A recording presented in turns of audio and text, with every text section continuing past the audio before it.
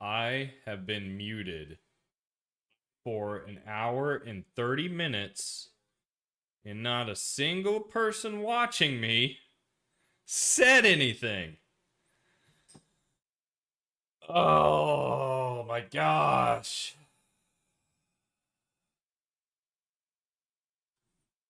You know what? It doesn't matter. I don't even care. I forgot to do an audio check and I was muted this whole time. If I find out one of my friends was watching and they didn't say anything to me, I'm coming for you. Hey, I'm Vossi. Did you just pop in and you popped in like after what just happened? So you didn't see what just happened? Yeah, because I know what I'm doing. I swear. What are you doing, cat? What are you doing? Yeah, just popped in. All right, perfect. So you didn't see the past hour and a half with me muted the whole time.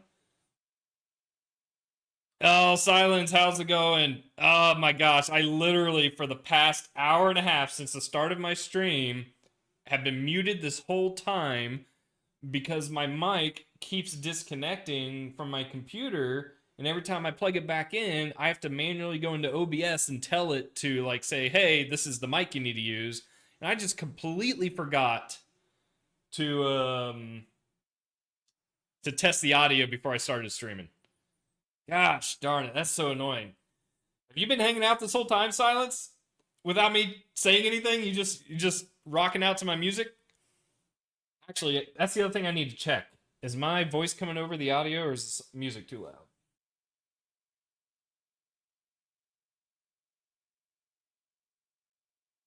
Alright, this is me talking normally. This is me talking normally. The music might be a little loud. I'm gonna just a smidge. Uh, Voice is fine. Okay. Okay. Yeah, the voice is fine. Um. Okay. Cool. Cool. All right. Well, so I think the people who came in and probably didn't hear me say anything, they've already moved on. But yeah, I definitely did not have the mic going this whole time, so that's not awkward. For context with what's happening on the screen, um, Vossi, I am working on a game in Godot using C++. plus plus. I don't know if that means anything to you. Um, but I'm doing some refactoring to use some modern programming features to help clean up some code to make it a little easier for me and my contributing team to help me out, to help us out. And I'm using AI to do a lot of it because a lot of it is just kind of copying and pasting, and I'm lazy. I don't have another reason. I'm just lazy. Oh, you are perfect. Well, welcome to the AI C++ stream because I'm just having it refactor. Have you gotten to use C++ modules yet?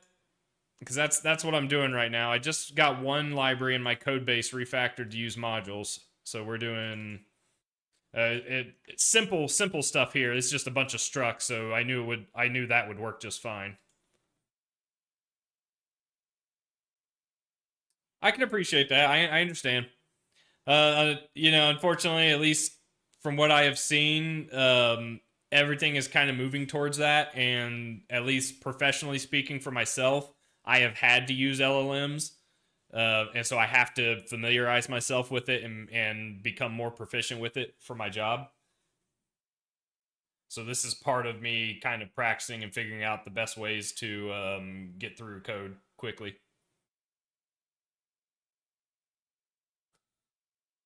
Yeah, it's modules are can be kind of hit or miss depending on third-party libraries that you pull in because not obviously third-party libraries they've been written and maintained since the dawn of time using really like C header files and things like that. And so none of them are designed around working with modules, which is why most of my code base here is header files and source files because one of the core libraries we use didn't work with modules, but I got a patch put in place to fix the library to work with modules. So now I'm refactoring our code base to use modules. Oh, STB is an amazing library. I've used STB a number of times.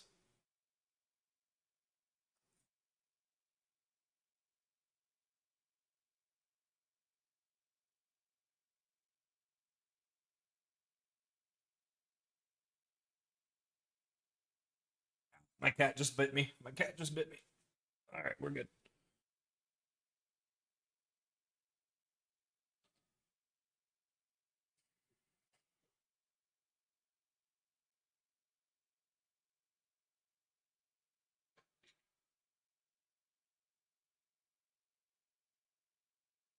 Yeah, it is what it is, and who knows if it will remain. You know, like if this AI bubble, if you will ever burst and all come crashing down. Who knows? Um, I'm just trying to keep up with the trends, if you will.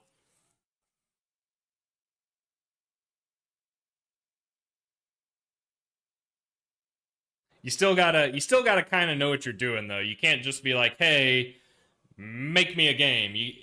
I'm still architecting my project and making sure everything coherently fits together. Heck yeah, I got my daily ViewBot advertisement. Keep trying to ban them, but they just keep coming back.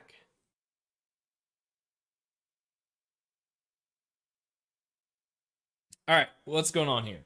So commands now contains only 12 IXX modules and the CMake list file. The Briarthorn commands refactor is complete.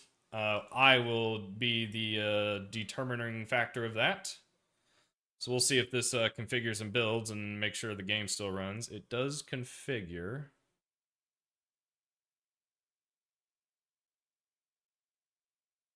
Yeah, it does. It does struggle sometimes. Let's see. Command symbol to the left of colon must be a type. So it didn't. Oh, this is still the same header file issue. This is why I think I almost need to get all this refactored at once and not one at a time.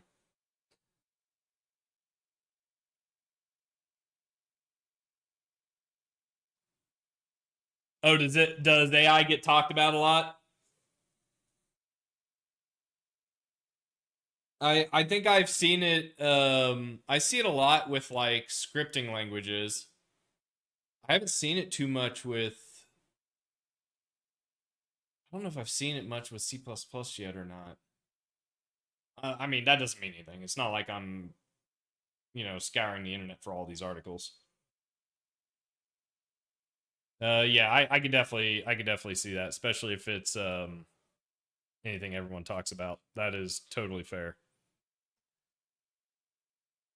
Um, all right. So this header file, it doesn't know this namespace because this is now in a module, and I can't import modules into header files, which makes me think I really just need to break down and make everything a module in one go versus doing it one at a time.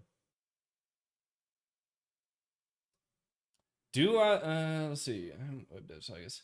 Oh, you're web dev. Yes, That's fair. I have seen it a lot with web dev. You're right, and I have seen it a lot with web adjacent languages that are more like application languages. So like React, Flutter, that kind of thing. I have seen it a lot for that. That is fair. Do I wish C++ was immutable and const by default? Yes. I think yes. I think most sound people who have lived with C++ for as long as I have would like to have that. Trying to think what I've used that was like const by default.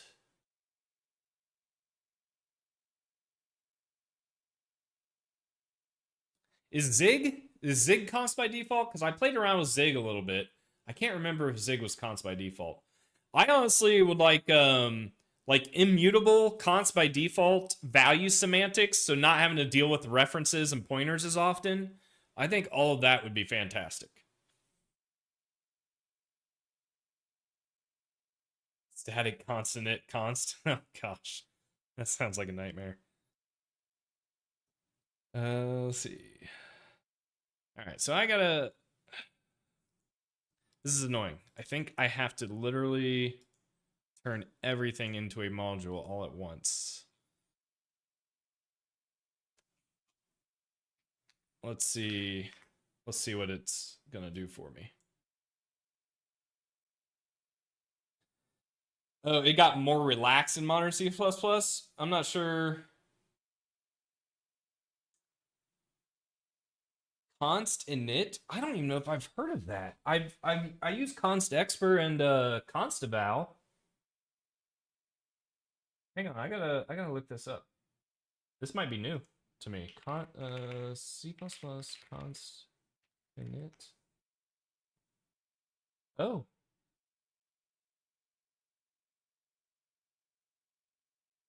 Declares a variable with a static or thread storage duration.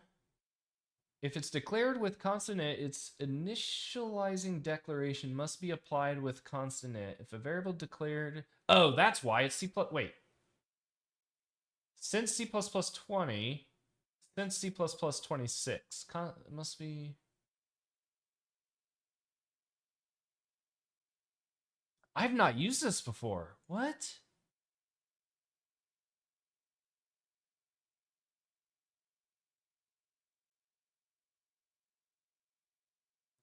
Initialization is done at compile time. So wait, is it...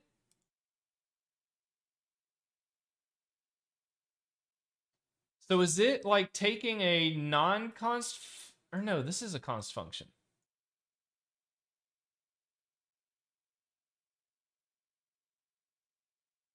Constant specifier declares a variable with static or thread... Oh! Whereas const expr isn't necessarily static. Is that the difference?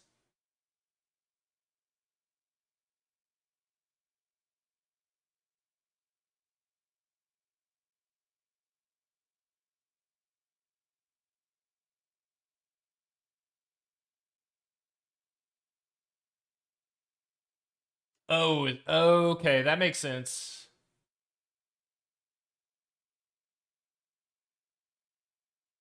Interesting. I've not had an opportunity to use this. So the project I'm on at work right now, we are starting to use C++ 20. So I've mostly have been using things like gosh, what came out in C++ 20? Concepts. I think that's a big one. More const expert types. I forget what the big features are in C++ 20. Modules, technically. I haven't gotten to use modules professionally. This is for fun, so this is where I've gotten to use modules.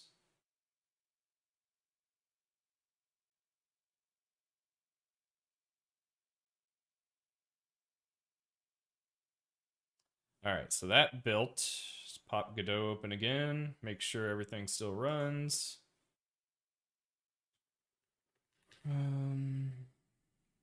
All this looks good.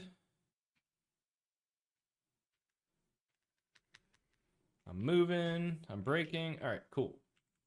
Yep. All right, looks good. Ooh, aggregate initialization. Yep. Yep. Wait, that was C++ 20? I feel like I've been doing that one for a while.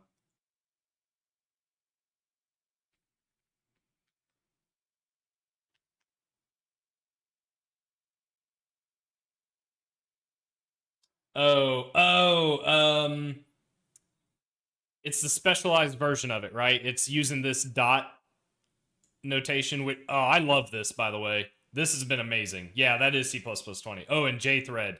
I haven't gotten to use JThread a lot because I think only more recent compilers had a properly implemented JThread. But yeah, I do like this a lot. Structured bindings. Yes, structured bindings. Okay, so that compiled. Let's get this staged.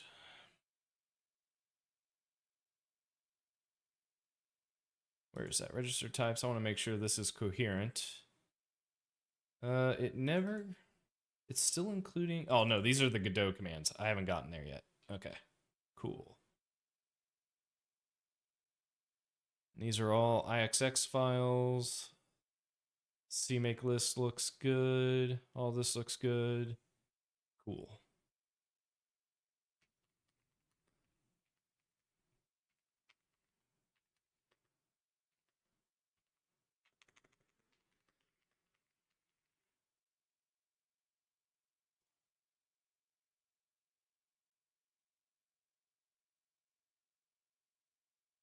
All right, what's next on the list? I need to do my modules and systems. So I need to do systems next. Okay.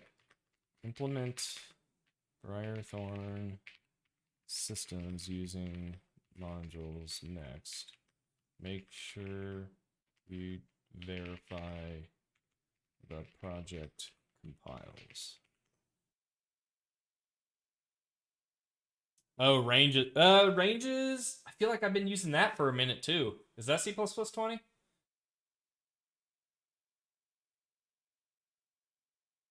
I mean, I guess it is 2026, right? So, if anything, it makes sense if I've used some of these features within like the past 6 years, even if all the compilers didn't support all of them. And ranges was also a third, like an open source library at one point, so I've at least used it from there before.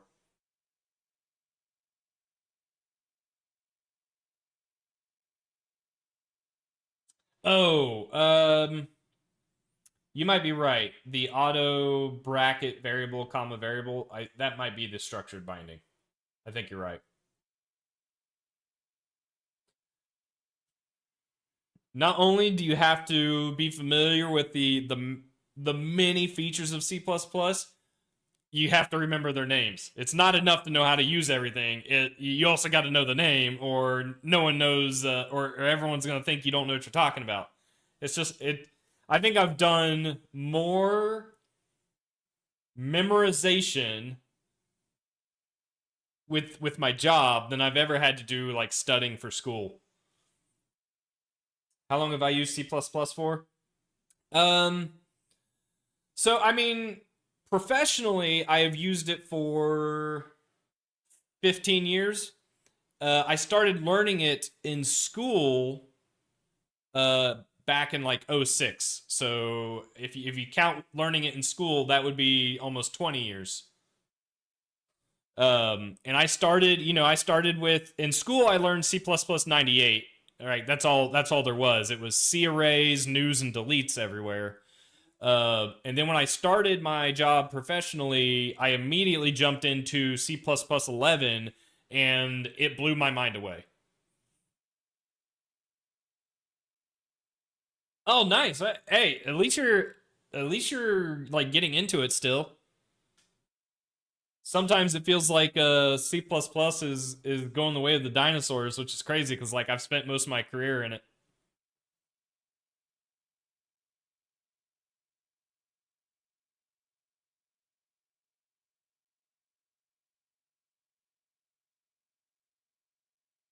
What do I work on it is necessary? Oh, okay, fair.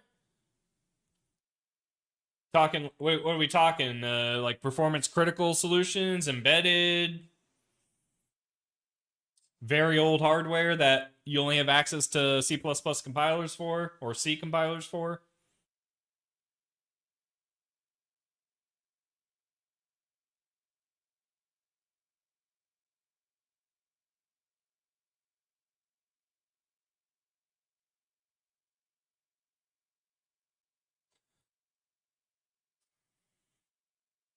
Oh, cool.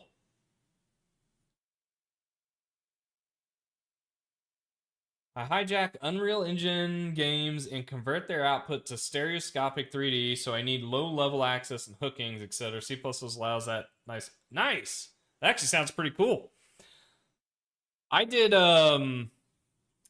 one of the jobs I worked on, I got to use the original Oculus dev kit 1, because they at least had two dev kits before Oculus was released. And mine was like, put this headset on, drop you into a a test environment for aircraft, and I would see the aircraft, visually speaking, flying around um, out in the desert, but I would be like in a lab watching it happen, but it would feel like I was out there because I was like inside this virtual environment. So I got to do a bunch of graphics programming to get the Oculus working. The original, like the very original Oculus.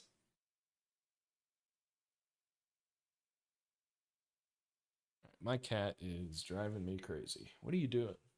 Hmm? What are you doing? What? What are you doing? What?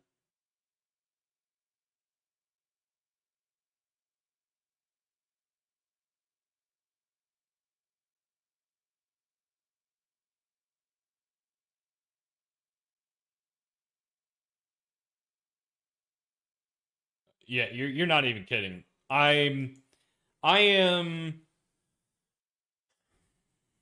I've never written any like complex graphics engines or renderers or anything like that. I've used them.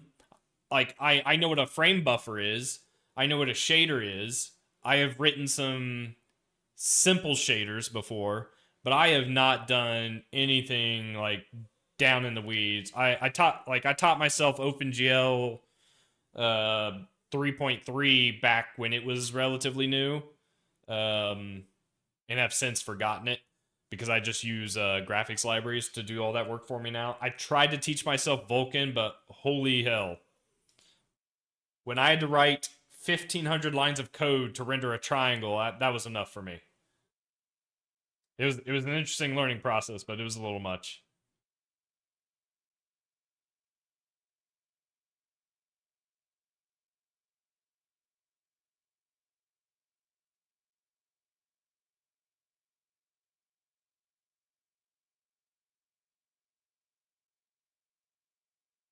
Yeah, Vulkan is amazing. It is insane what you can do with Vulkan. But my I have since grown past the low level nature of a bunch of those systems, and I'm more wanting to focus on application development. So I prefer to pull in the pieces I need to get the work done these days. But back when I was like just heads down learning like raw libraries like that, oh man, it was intense.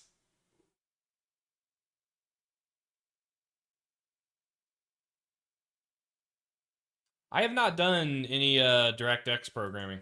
I've only done OpenGL and then like I said, briefly Vulkan to get like a triangle working. I've also done I've looked at Web GPU and Dawn. Dawn is Google's C++ framework for rendering to support all the different graphics drivers and Web GPU. I dug into their code base a while back. Pretty interesting, but I again, it's a lot.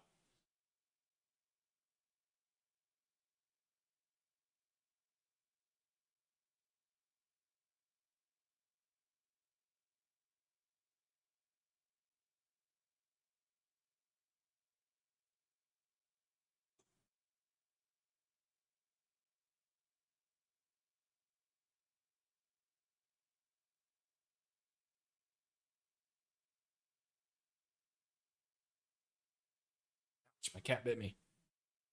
So yeah, yeah, so many foot guns. So many foot guns.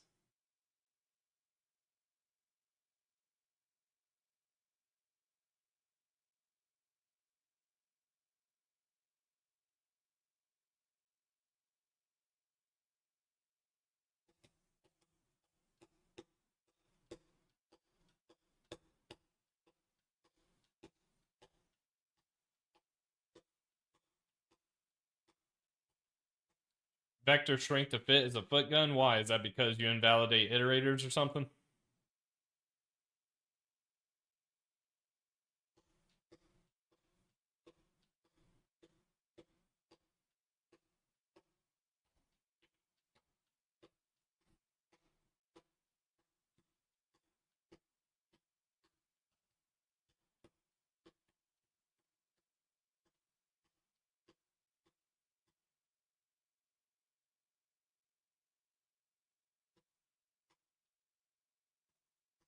Oh yeah. Yeah, that's fair. I mean, yeah, clear doesn't actually clear the memory, which is nice because then you get to reuse the vector and not have to reallocate the memory block. That's actually something I'm trying to make use of in my game engine I work on the weekends.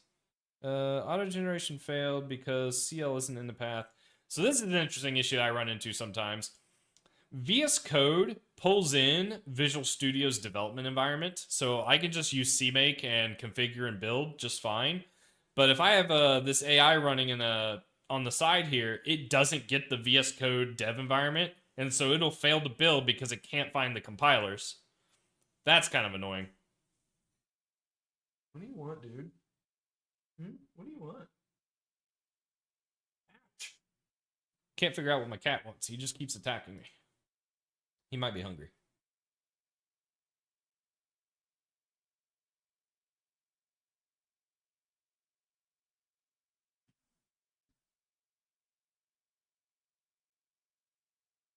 Your ID is the shell. Nice. See, I grew up on Visual Studio 2008, like professionally, and then went to 2012, 2015, 2019, 2022, and then I also was using Sublime Text, which was a really nice text editor. That was like my first nice text editor because before then I was using Notepad++ because I didn't know better. I didn't know what else existed out there. I don't even know if anything existed out there. Notepad++ might have been in it at the time. I really don't know. Moved on to Sublime Text, and then today I use VS Code mainly because I haven't spent the time and effort to explore other options, and I really like the dev container integrations with VS Code, being able to hit a button and swap into a Docker container to do development on Android, WebAssembly, etc. is really nice. I'm sure other editors support that too, because I don't think dev container is VS Code specific. I think it's its own thing. I just haven't spent the time to learn.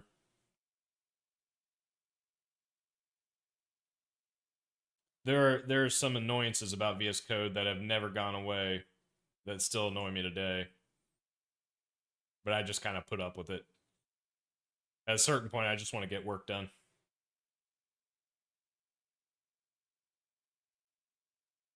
Also, professionally speaking, like everywhere I've worked, everyone just uses VS Code, so I kind of get shoehorned into using it as well.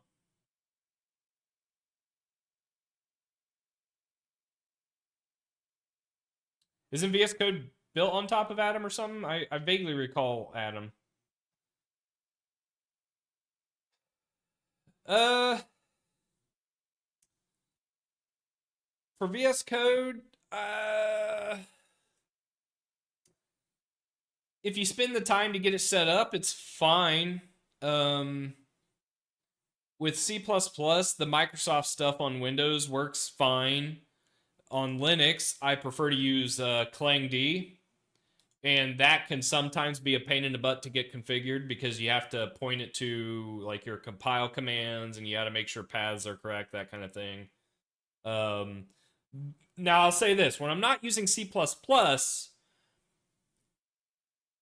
there are tools out there that just come in an extension with VS Code, and it just works out of the box seamlessly. Zig being one of those, Flutter being another one. I can literally just say, "Hey, extension, go into extensions," and like, "Oh, I want to start developing with Zig today." All right, I can install this extension. Boom, I have the Zig compiler and I'm able to start developing with Zig. Same with like Flutter, and I'm sure there's other languages out there too. That is really nice.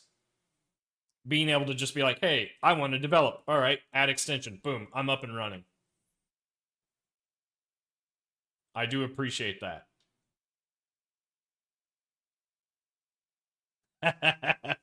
Work done. You're not interested in tweaking your Vim endlessly. So it's funny.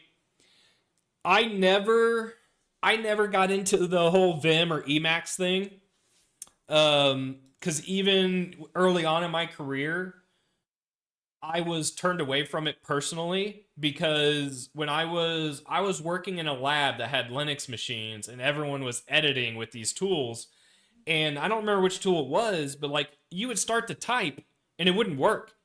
And it was so frustrating that I had to hit the A key to append in order to start typing, and then remember to escape out, hit colon, and then WQ for write and quit. And it's like, having used visual tools since I was a kid, like I just turned away from it. And so I always just ended up sticking with like an IDE or something like that. And I've just never tried to dig into it. Now I'm aware of NeoVim and I've heard great things about it. I also like, you know, I want to get work done. I don't want to sit and figure all that out. I'm sure I could spend the time to get it all set up just nicely for me to be able to be a typing god. But I find a lot of my work isn't necessarily typing. It's more like designing. Well, okay, to be fair, I'm at a point in my career where I lead teams. I don't really do as much development, or I hadn't until more recently. And so being able to design, architect, have discussions with my team members, none of that really like required me to learn how to use NeoVim. And so I'm just kind of like, this is where I'm at because of my career, not because I went and sought it out.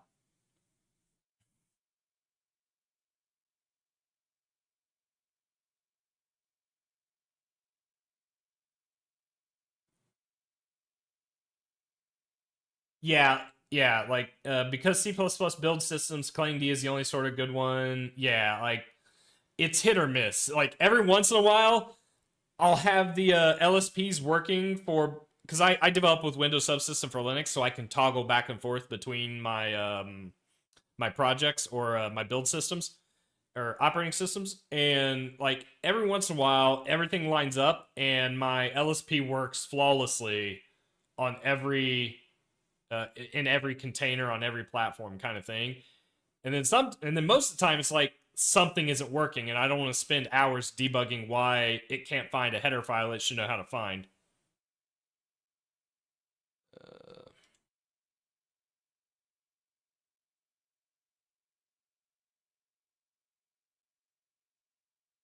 all right, so that built.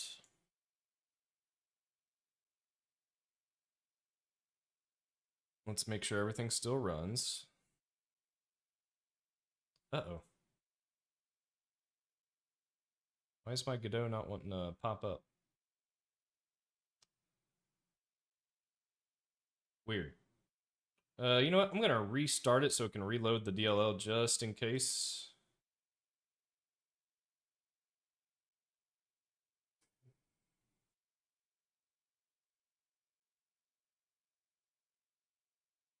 Ooh, it's crashing now. That's awkward. You just use C tags? I've not heard of C tags.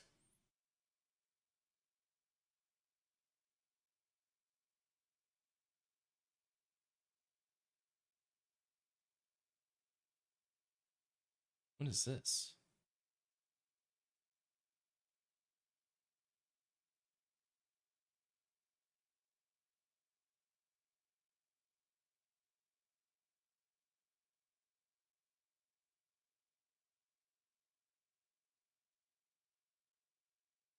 Well, nothing crazy changed. Um, no errors. Clean build is now fully converted to modules. The clean build passes.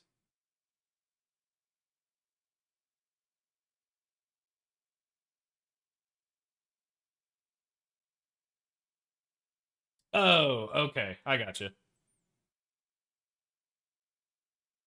Generate an index or a tag file or language objects found in source files for many pop. Okay, cool. Yeah, I haven't dug too much into that, if I'm honest. My wheelhouse has been more just C++ in general, CMake, a lot of Qt, application development, modeling and simulation, OpenGL graphics. I haven't really dug too much into like the IDEs or text editors. Yeah, I mean it's one of those things where it's like, hey, if streaming takes off and people want to watch a guy who is used to using an IDE his entire career flounder, then I mean we can do that. But it's not something I have sought out myself. Okay, so why would this be?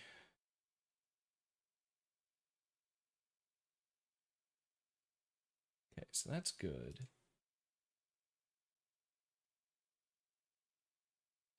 This doesn't tell me. Okay, so usually when it crashes and doesn't tell me, it's because there's an error I forgot to handle. Because I don't want to admit it, but maybe I skipped a lot of error handling steps in my code base to get stuff up and running quickly.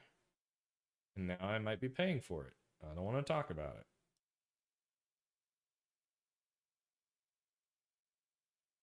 I can also run my tests real quick to make sure none of my tests are broken.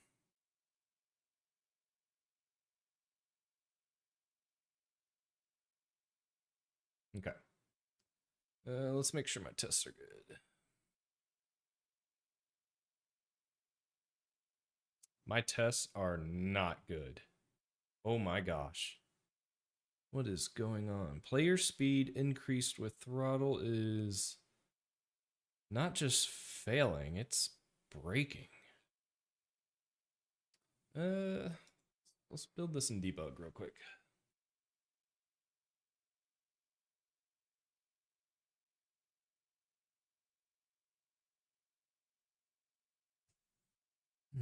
What was that player?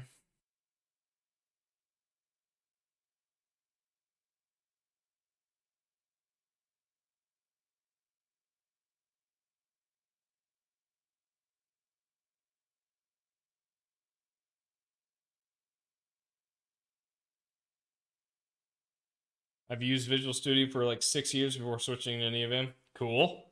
Cool. Yeah, I basically was always Visual Studio. Um, a little bit, just a little bit of Qt Creator. And then within the past couple of years is when I swapped to using VS Code pretty much full time. Okay, so that built. Let's see if the debug tests give me a better information. Flex dump backtrace, flex log. Oh man, we've got some kind of memory corruption going on. Assertion. Okay, so we've got an assertion. We've done something horribly wrong.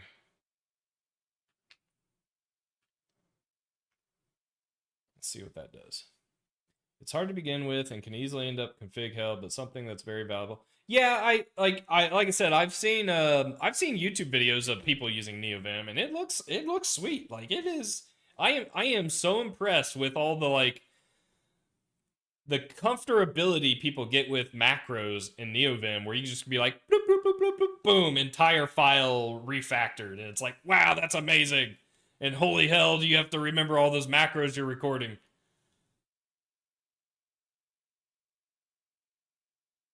And it uses like Lua, right, for its like scripting backend, which I also think is kind of cool. I've not used a bunch of Lua, but I've been aware of its existence. What are you doing, cat? Huh? What are you doing? Hmm? What are you doing?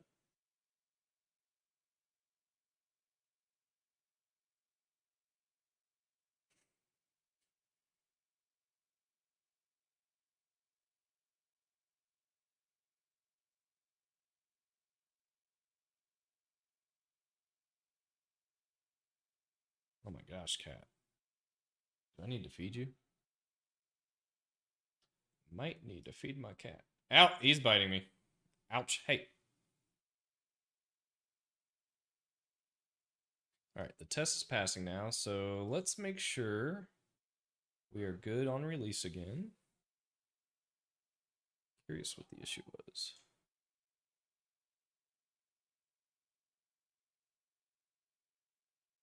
What?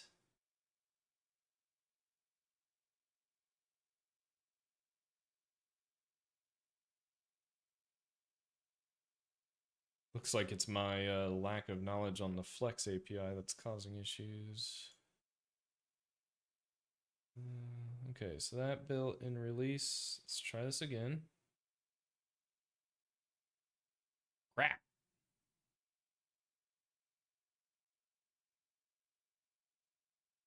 It's like I could just do something like earlier 3D and go back 3 days if I want. It's just persistent storage and adds an extra level of comfort.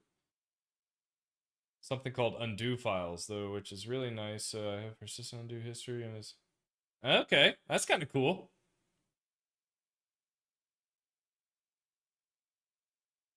Undo files, huh?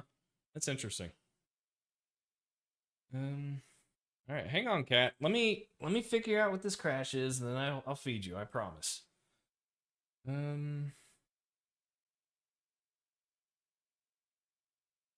It's almost. Let's see. We changed modules and we changed systems.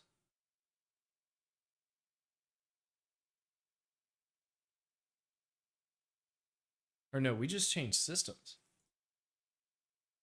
So this should be pretty straightforward, actually. I didn't change anything.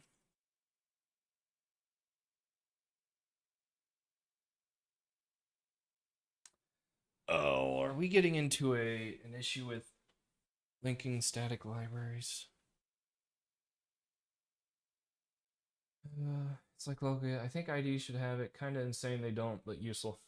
Yeah, I don't think I've ever had something like that. I mean, at this point, yeah, I've always just used Git. That does seem useful though.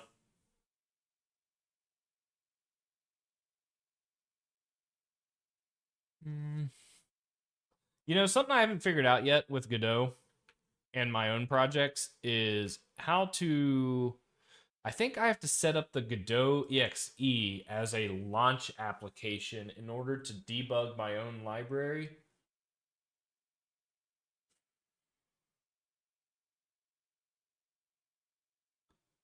I also can just start adding do the good old fashioned print debugging. I just need to find my Godot entry points.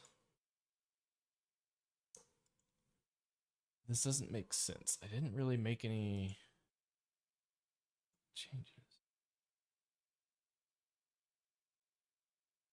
Godot supports C# and GD script as scripting languages. So no, now I don't know how the C# portion works under the hood, but I do know the Godot script portion is all just parsed and processed. It's not like transpiled into C++ or anything. Not yet anyway. I think there's actually a GitHub issue out there to start auto-generating C++ code with your script files, which I think would be awesome. But yeah, you can use C++ directly with Godot. And it's there's a GitHub project out there that I pull in called Godot CPP, and it gives you all of the header files that Godot uses for extending its engine. And so you use the CPP header files and library to link against, and then you get access to Godot C++ APIs. So then I can come in and do stuff like this, where I create a class that derives from a Godot node. I create my own setters and getters, and then I register them as properties so that I can access these variables inside Godot script. And I assume C# as well. But I haven't used the C# half, so I don't know.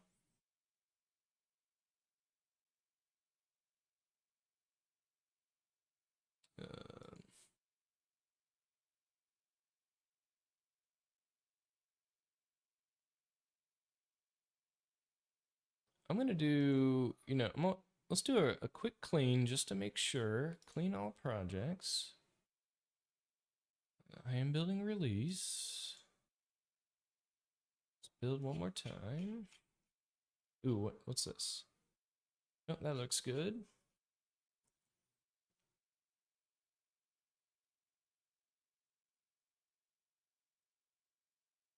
Okay. Unable to reach GD extension instance. Does this extension support hot reloading? Don't know, but I'm gonna reload just in case.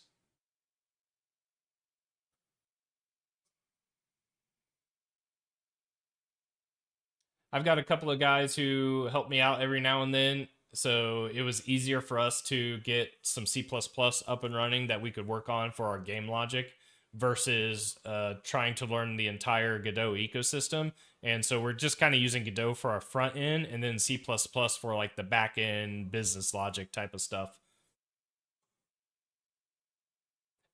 And we basically do everything through this one global script where we define a well, it's not defined in the script, it's defined in C++, and we use something called commands, and the commands are used to modify game state, and that is the only way you can modify game state is through this one function. So if issues do occur, it becomes a lot easier to track all that down, and it helps with like a single flow of data excuse me, a single flow of data to kind of keep the project maintainable. I wonder if I need to create a launch file to launch the Godot executable. Figure this out. What is this? So we're importing systems cursor motion. That makes sense. That makes sense. No, the function doesn't grow. We're using, I mean, it's a common pattern. It's called the command pattern. So we have like a base class here somewhere. Where did I do it? So right here, just a really simple class with a function called execute. And so you derive from this function to define what execute does. So that's where you're going to see the growth, if you will, is all these commands. So you have these different commands. It's kind of like an event, right? We're just saying, hey, use this command to modify state within the engine. And so any of these commands can be passed into this one function to modify that state. Oh, my cam froze? Ooh, but you can hear me? It looks like you can hear me. Well, this is a first. This is awkward. Why is everything breaking on me today? All right, let me try and just turn my camera off real quick, I guess. It's not OBS. OBS is still running.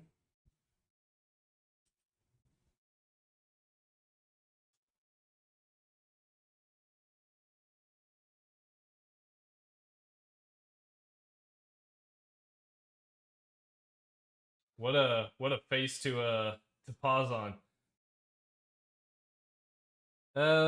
Well, this might be a good time to end the stream then, because I do not know why anything is not working right now. I can toggle my scenes.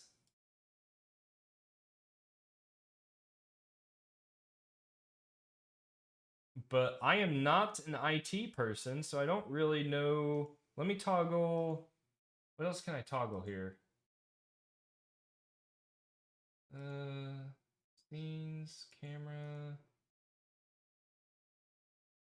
Do you guys see like the scene switching? I turned into a JPEG. You're right. Like, do you see my camera full screen now with me looking dumbfounded? And then toggling back. Okay, so OBS is working then. It's just my camera. All right, let me. You know what? I'm using a capture card. Let me just unplug the USB and plug it back in. Is that how you fix problems? turn it off, turn it back on.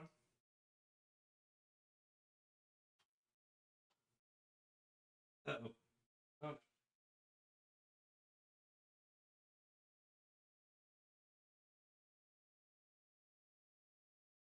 Let's try and remove. Let's remove this. Are you sure you want to remove? Okay. And let's add it back. Add source. Scene. Camera.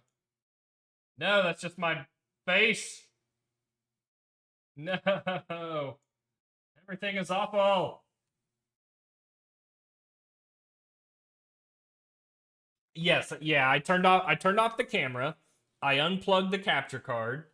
I removed I hope not. This camera is not that old, and it was way too expensive for it to die on me right now.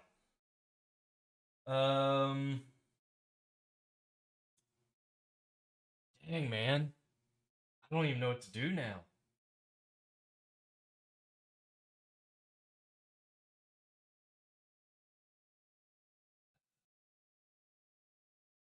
You know what? You can see my desktop. Let me camera froze in OBS, but everything else still works. Immediately deactivate and reactivate the camera source. Did I not do that? Okay, how about this? I have an idea. I'm going to get rid of this, remove, yes, and then I'm going to add the camera directly. Video capture device. Hit okay. Nope, that didn't do anything. It is just straight up stuck. Well, you know what? This is a great stopping point for me anyway. Try a different USB port. Do we think it's the camera itself? I can try.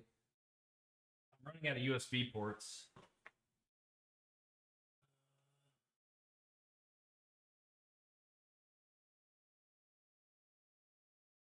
Do I have any USB ports left?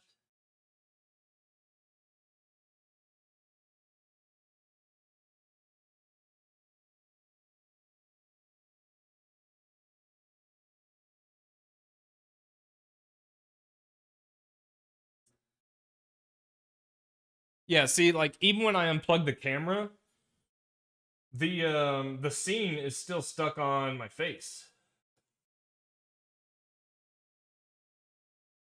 So it might be the Camlink device itself.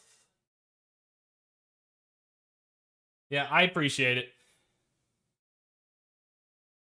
Yeah, I think I'm hoping. I mean, best case, if something broke, it's going to be the USB capture card I have, which is an easy fix or an easy replace. I really hope it's not the camera. But I think I will end it here. I really appreciate you hanging out with me, Vossi and Silence. It means a lot, and I hope I can catch you guys again some other time. I really appreciate it. Thank you. Take care, guys. See ya.